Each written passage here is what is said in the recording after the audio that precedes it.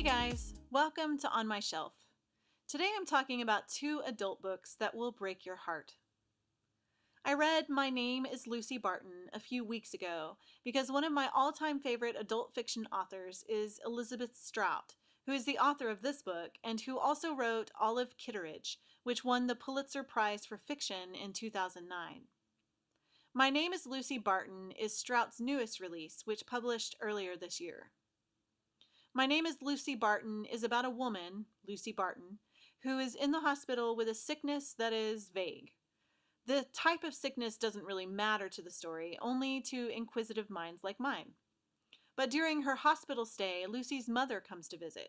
She hasn't seen her mother in years. They talk, gossip really, about all that has happened to the people they knew when Lucy was younger. They talk about everything except for Lucy's childhood, which was quite traumatic.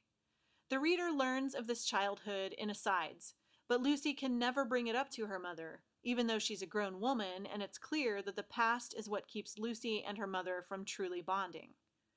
What was so heartbreaking about this story is that you could feel the distance and, at the same time, the longing that Lucy had to close that distance. She wanted to talk to her mother about what had happened to her when she was a child, but out of love for her mother, she never did. It was a tragic, missed opportunity, but Lucy felt it was kind of a protection for her mother. Probably my favorite thing about this book was that it felt almost like a memoir.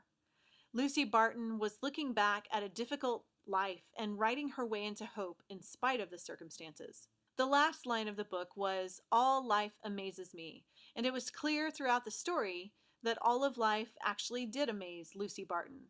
She had no anger toward her parents for giving her such an unstable childhood. She never stopped loving them. My Name is Lucy Barton was a brilliant work of art, a commentary on life and family and the troubling past that served to shape us into who we are because of how we choose to rise above them. Though it was short, it was incredibly profound.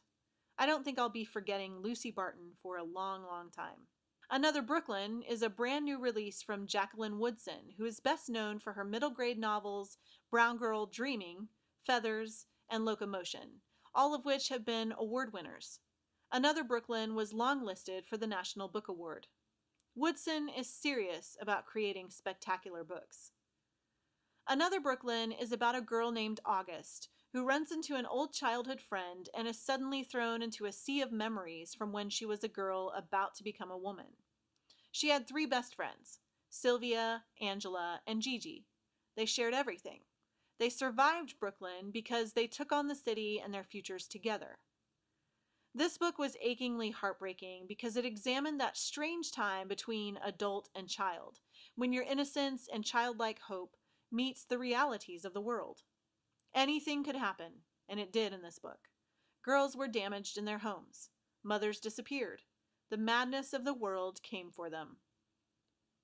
Another Brooklyn was written very much like Strout's book.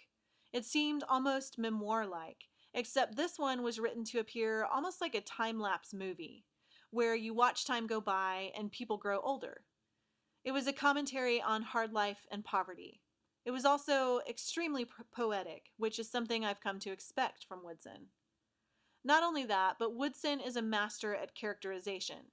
It doesn't take a reader very long to care about the characters Woodson creates on the page, who are all mostly poor.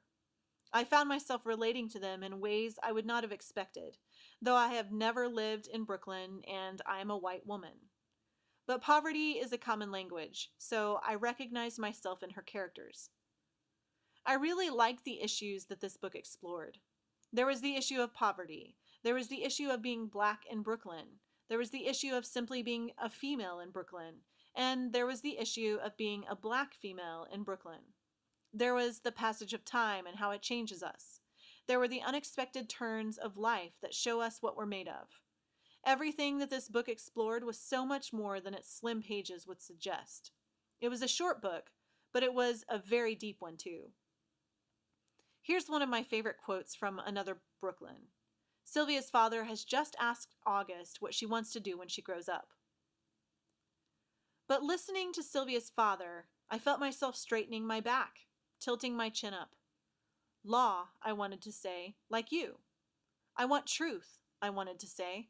An absolute truth, or if not truth, reason. A reason for everything. But the hems of my bell-bottoms were tattered. My socks in the shoeless house had holes in the heels. In the winter, because of my own absent-mindedness, my hands and arms were often ashy.